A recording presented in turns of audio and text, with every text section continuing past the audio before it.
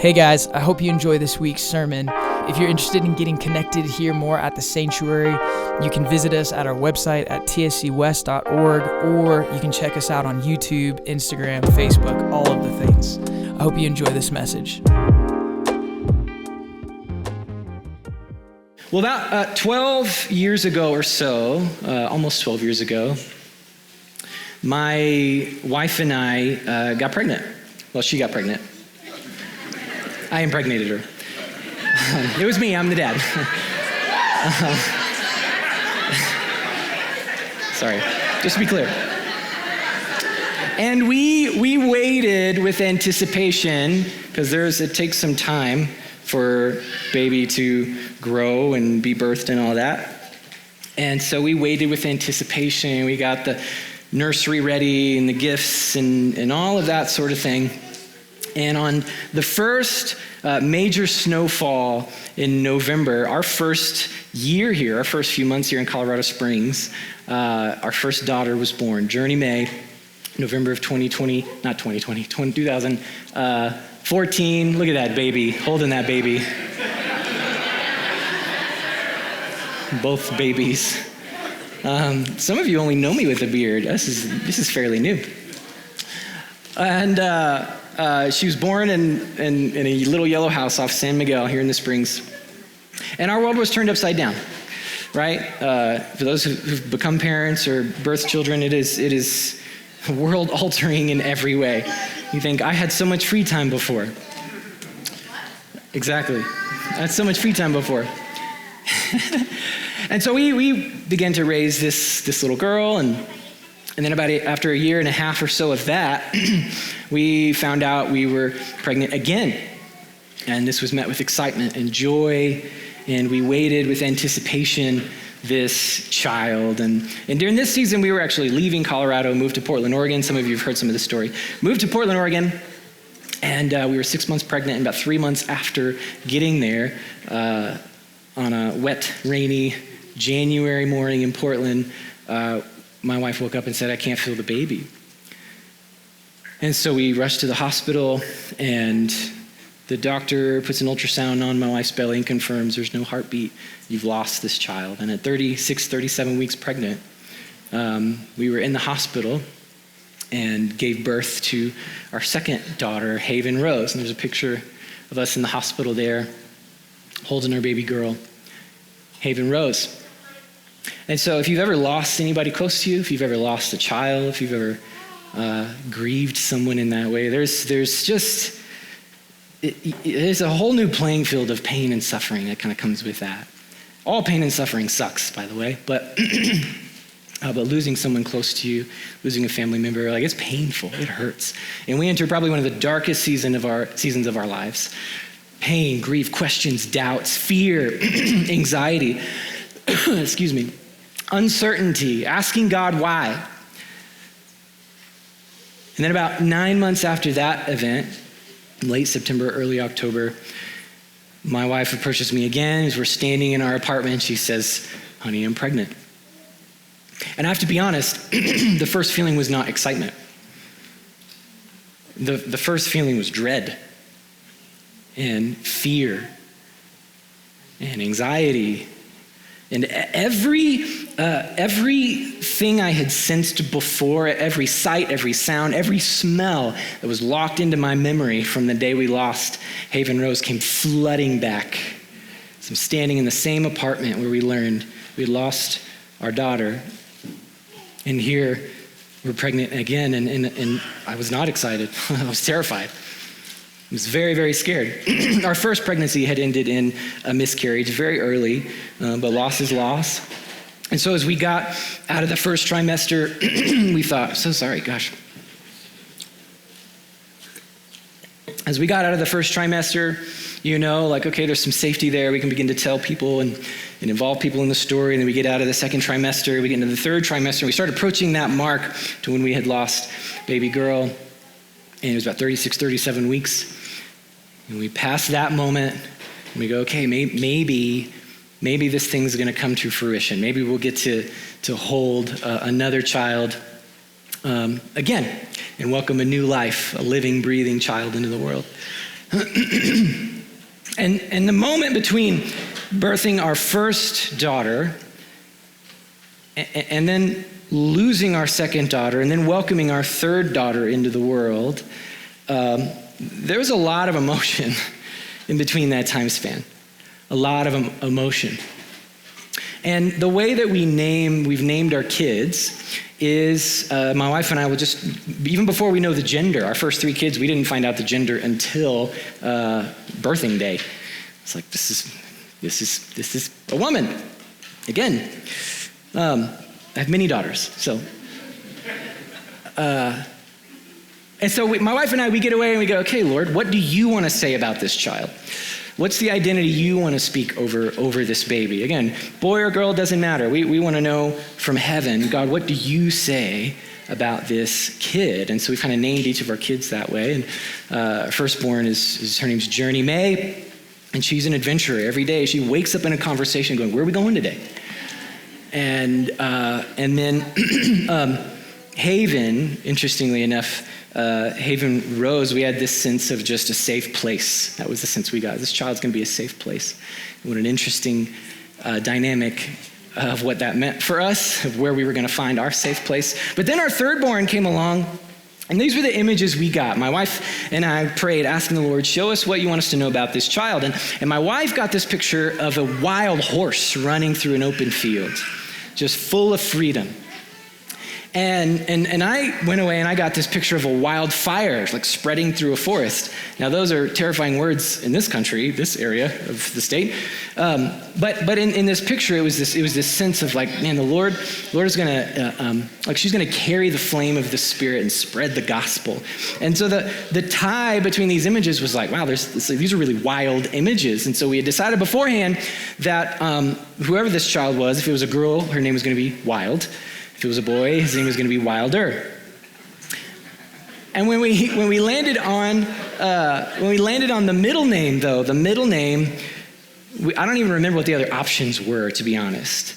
But her middle name is so important because we wanted to remind ourselves, we wanted to remind her, we wanted to remind those around us that knew our story that even though there was pain and suffering and loss, we looked toward the future with hope. We stood in between going, you know what? I can look backwards and see we've had a child. We've brought a child into the world. The Lord has blessed us with a child. And I can look forward to the future and say, and he'll do it again. And so her name is Wild Hope, to remind ourselves that our hope, we put our hope in King Jesus and him alone. He's the only one we can put our hope into. Now, between those 2 children was a lot of pain and suffering. It was a lot of pain and suffering. And so we could have chosen to look back and go, you know what, we've had a loss, so that's all we'll ever have. But we could look back and go, but that's not all we've ever had. We can look back and go, no, we have had a child. There is proof, we have evidence this can be done. And so we can look forward and say, God, you're going to do it again. And we don't know the outcome as we waited for Wild to come into the world, but we're not waiting empty-handed.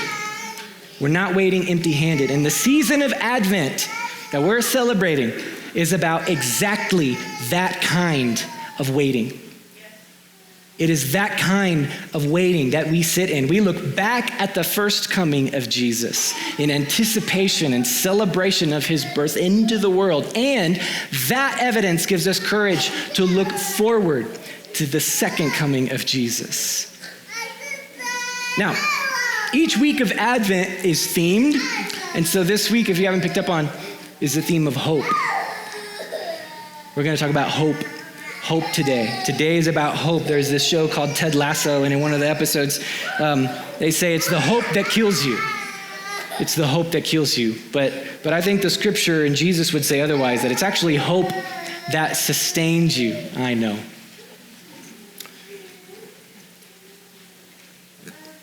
It's the hope that sustains you.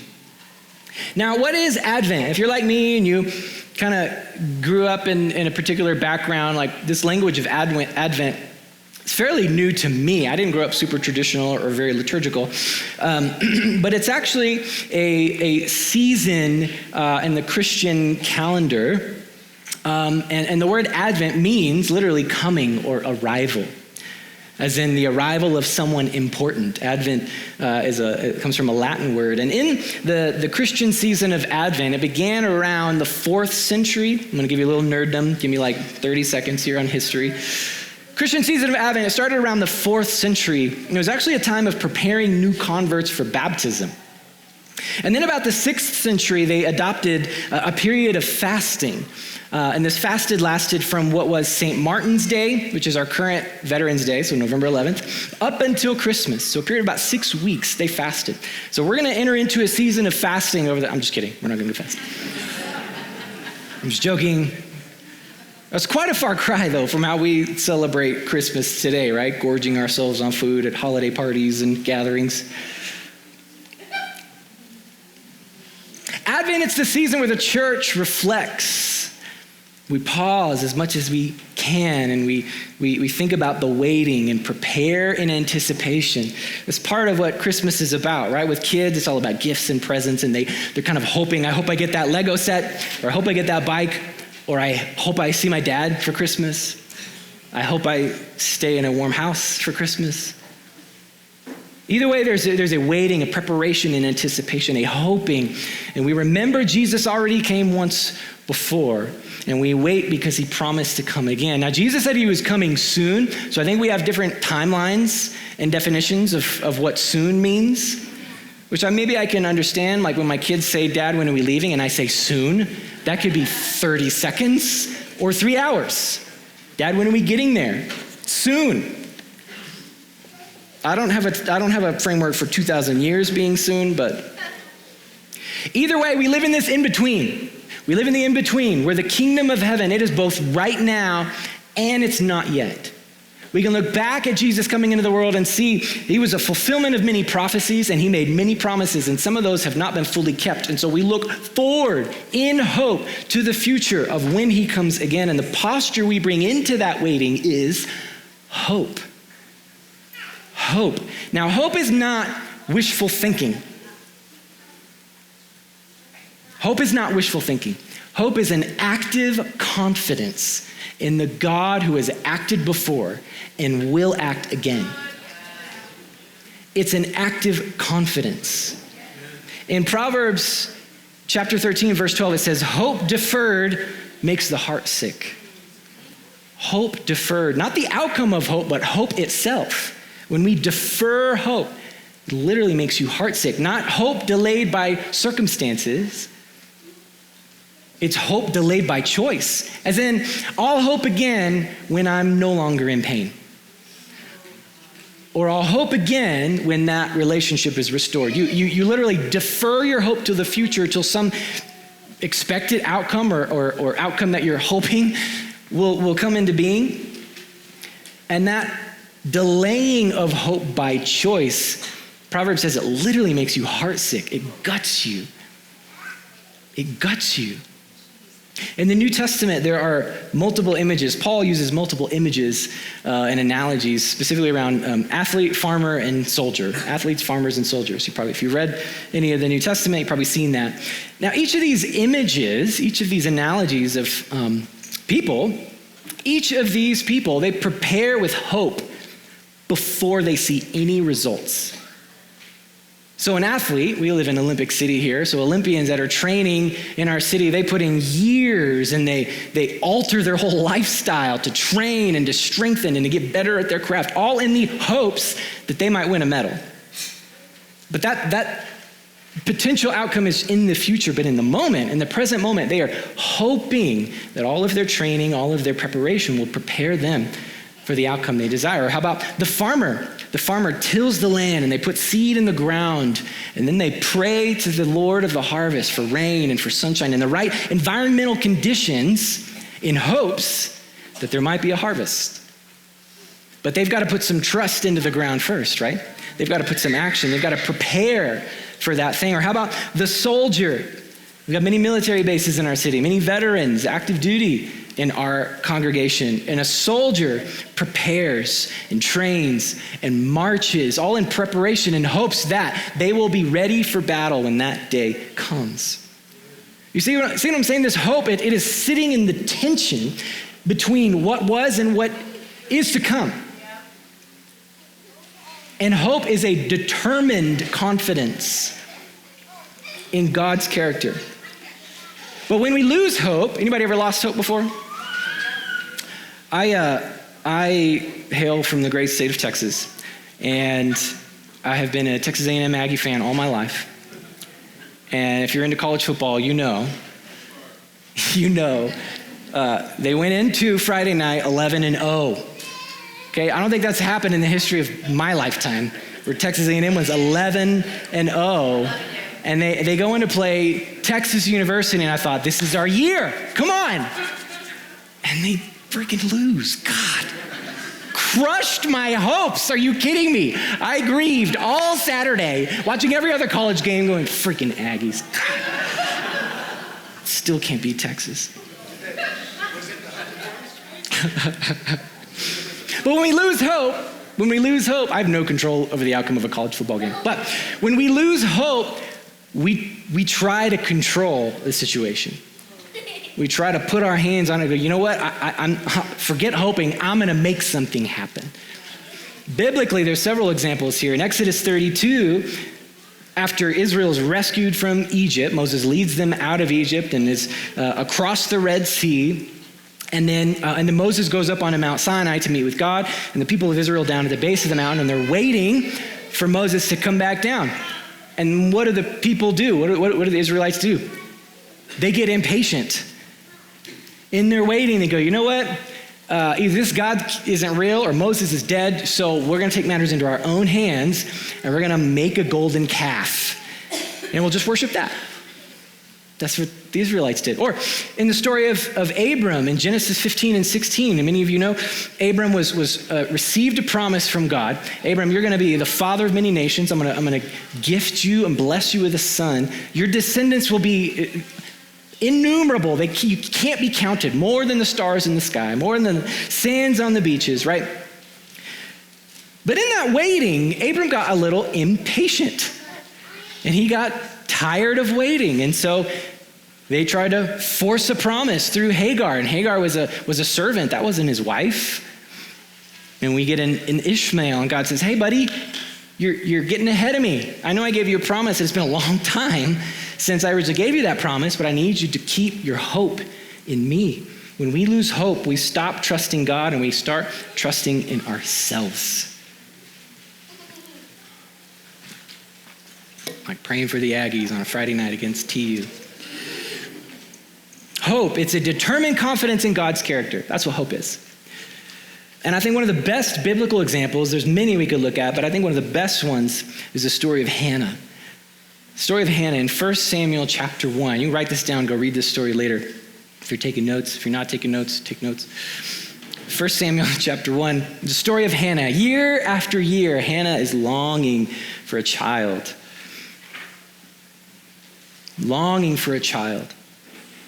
And then there's this moment we get to see in 1 Samuel chapter 1 where she goes to the temple in prayer, and it says she's in deep anguish. These are words from the scriptures. Deep anguish, and she's weeping bitterly. And she's praying so intensely that the priest thinks she's drunk. Have you ever prayed that hard, looked that crazy in the place of prayer where someone goes, I think you're a little sauced, and can I drive you home? That's the priest. Look, lady, go home. You've had too much to drink. She says, no, I am not drunk, but I am pouring out my soul to the Lord. And that she's been praying out of her great anguish and grief. But she took her grief to God, not into her own hands. She doesn't give her husband a maidservant and says, well, just sleep with her so we can have some child in our lineage. She goes, God, if you don't come through, this doesn't happen. There is no one else I can put my hope in. And so I will weep bitterly at the altar and with deep anguish and grief say, God, you must come through. And if you know the story of Hannah, she gives birth to Samuel and it changes the nation. Hannah went to the one who could actually do something about her closed womb. She didn't take matters into her own hands and try to force a promise. She took that anguish and grief to God in the place of prayer. Look, hope, sometimes I think we can think hope is just this quiet waiting. Hannah would say hope was not quiet. It was messy, it was loud, it was desperate, and it was real. Imagine being the people of Israel under the boot of Rome, looking at their scriptures and going, God, there's all these promises that have been made, and yet we're here suffering as a nation, sitting under the rule and reign of a tyrant. Where are you? Hope says, I can't do anything about this, but I can put it in the person who can. Active confidence in God's character, not in what I can do, not in my character, not in yours, but in God's. Hope looks like Hannah, where she's saying, you're the only one who can do something about this. Hope looks like Jacob in the Old Testament, wrestling with the angel of the Lord, saying, I will not let go until you bless me.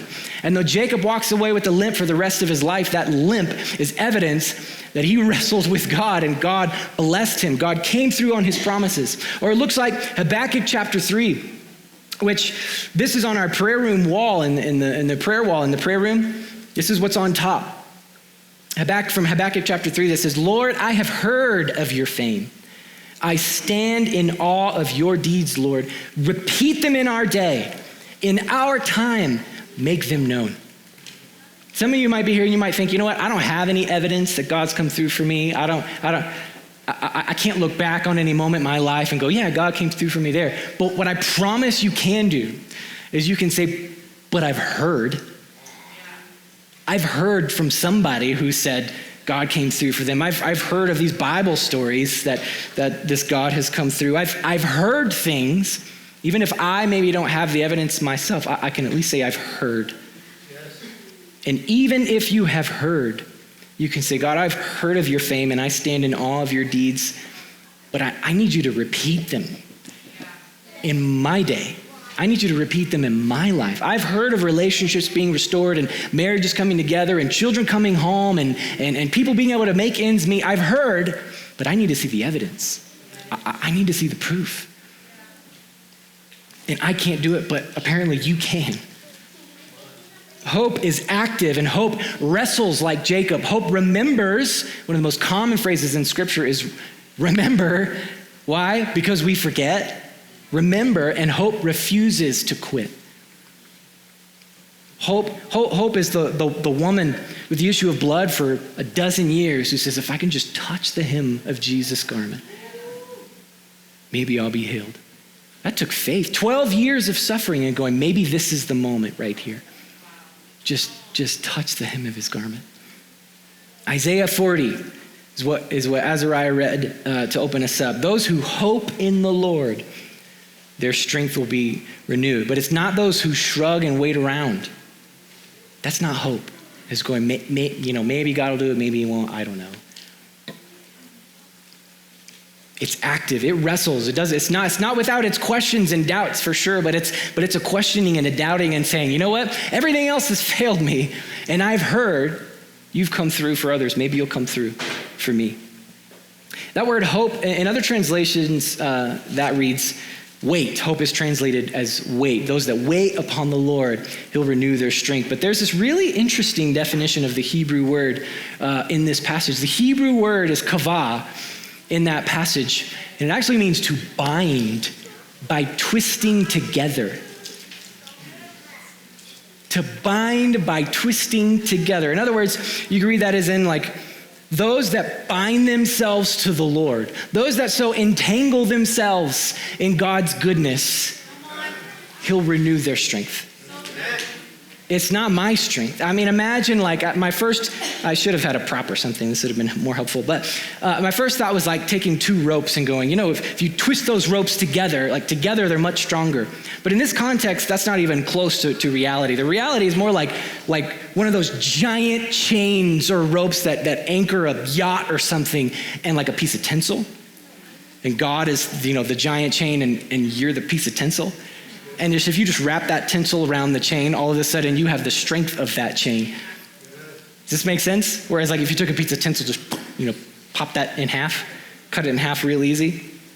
This means that when we bend the very structure of our lives around him, so that our time, our attention, our affection, our desires, the very treasures of our heart are so tied up in God that our lives can't help but produce the fruit that he wants to see and that you want to see in your life. That's good news, because you're not falling back on your strength. You're not falling back on clever thinking. You're not falling back on your own understanding. Proverbs says, lean not on your own understanding, because your own understanding will fail you.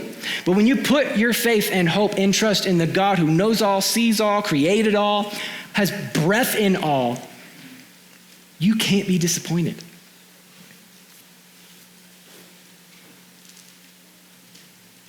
And there's a lot of reasons to hope right now. Maybe you, again, reflecting on your own life and you're like, you know what, this year was awful.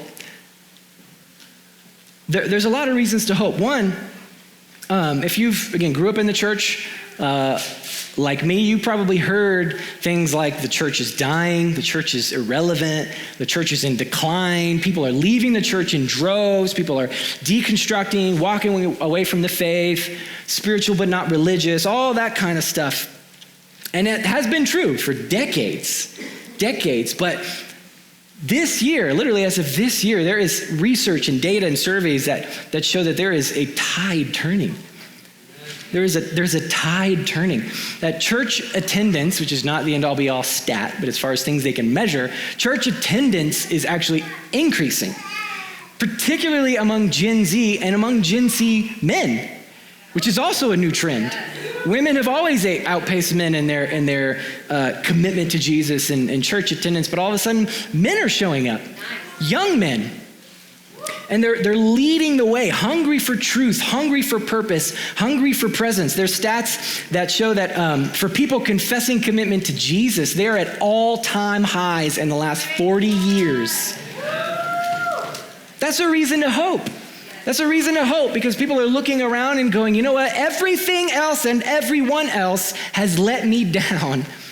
Maybe this Jesus person that I've heard about, maybe there's something to him. Maybe there's something to him. In Hebrews chapter 10, verse 23, it says, let us hold unswervingly to the hope we profess, for he who promised is faithful. God who promised is faithful to keeping his promises. And so if we hold unswervingly to him, if we bind our lives to him, if we wrap ourselves around, if we're Jacob and we grab on and we say, I will not let go till you bless me. That even when the culture shakes, the church, we're built on an unshakable promise that our God is faithful. Our God is faithful. You know, at Christmas time, we put up decorations, we put lights on balconies and on trees and there and on our houses. And light is an important metaphor. I mean, Jesus said, you're the light of the world.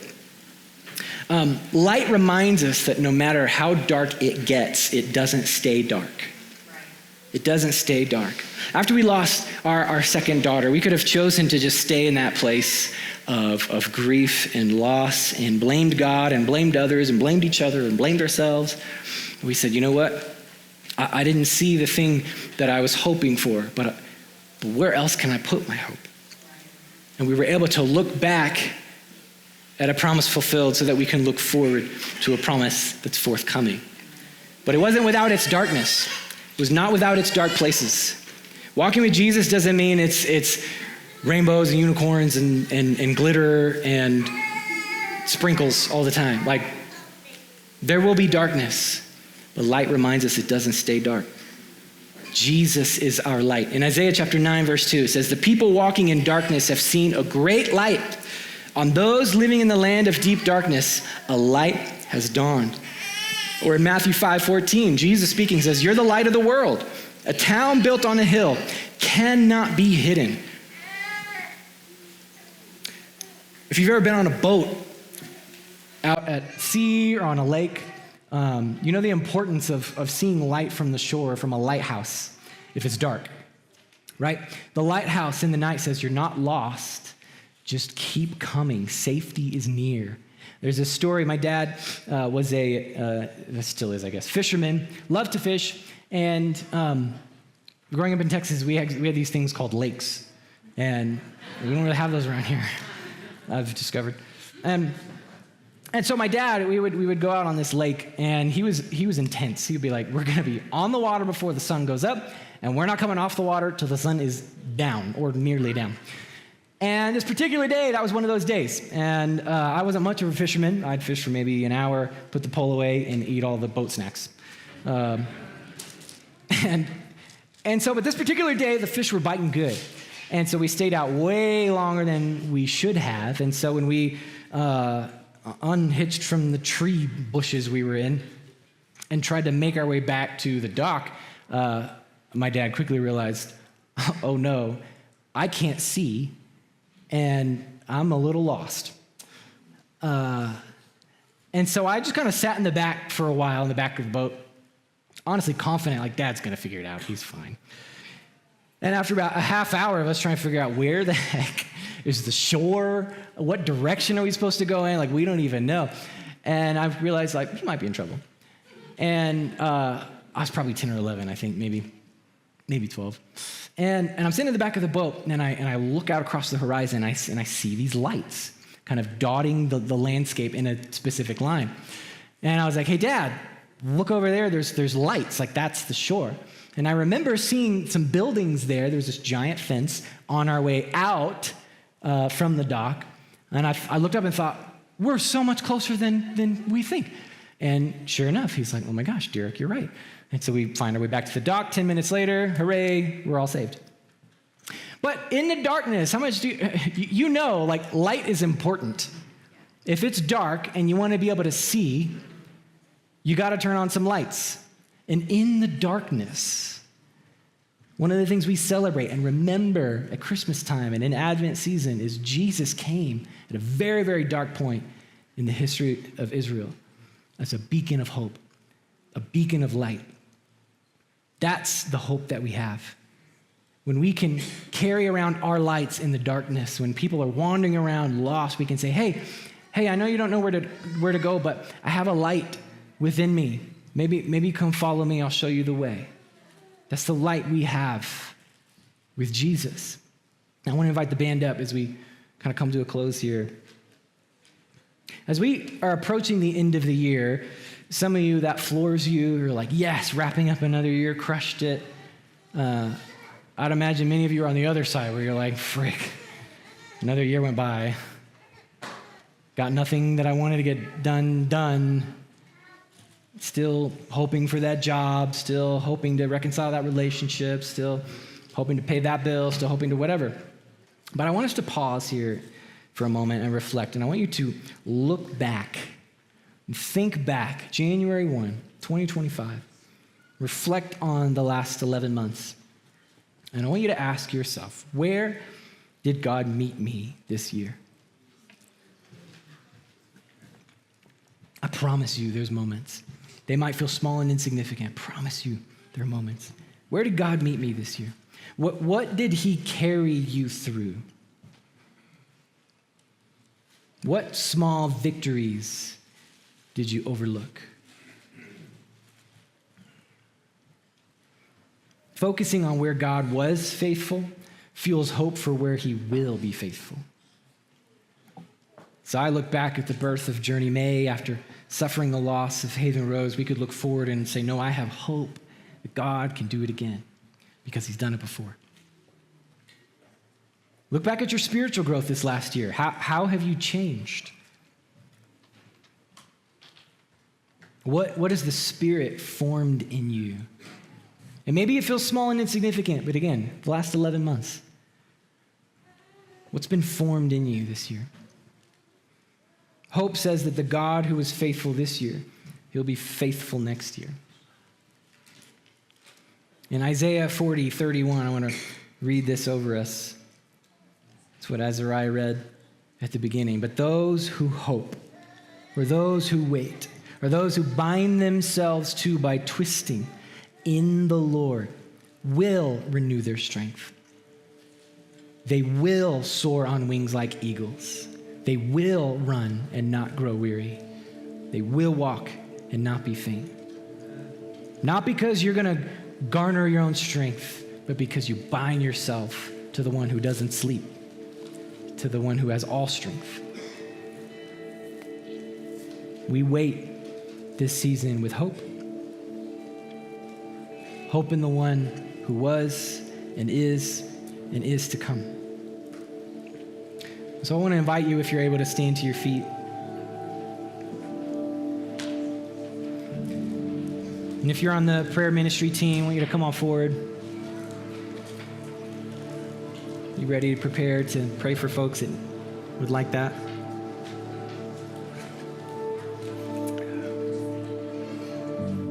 As we kind of move into a time of response, this is the moment in our gathering, in our service, where we say, okay, we've just spent a bunch of time worshiping and singing. We've just heard the word declared. Now, what is required of me? How should I respond in this moment? And we just want to create some space for that. The band's going to play and sing in a minute, and maybe you just need to sing and you just need to worship. As you remember and reflect on God's faithfulness and goodness this last year, you can just go, God, you are so good. I'm so sorry I have forgotten. Help me remember. Maybe you look back at this last year and it just feels real dark. And you could use some light in your life. Then come up and have somebody pray with you. Maybe you just need a hope dose. Come up, have somebody pray with you. Maybe you don't feel like you have faith of your own. Well, you can borrow someone else's faith until you get faith of your own. That's part of sharing your faith. We bear each other's burdens. You're not alone in this. There's a whole community of people with eyes towards Jesus saying, we're in this together. We want to do this together. Or maybe you're in the room and you've heard of this Jesus. You've heard of these crazy people who do corporate karaoke and wave banners and flags and take some juice and crackers, and you're like, I don't really know about any of this, but I know there's something to it, and there's something happening in my soul today. I believe that's God calling you home. And so if you're in the room and you've never bowed your knee to Jesus, you've never professed your faith, you've never put your trust in him and received Jesus and decided to follow him for the rest of your life, then you have that opportunity today as well. And so if that's you, I'd encourage you to get out of your seat, come to the front, have somebody pray with you. Lord, would you repeat your deeds in our day?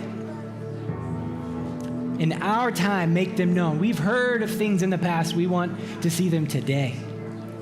In our time, would you renew our strength as we hope in you? So let's spend a few minutes and just respond.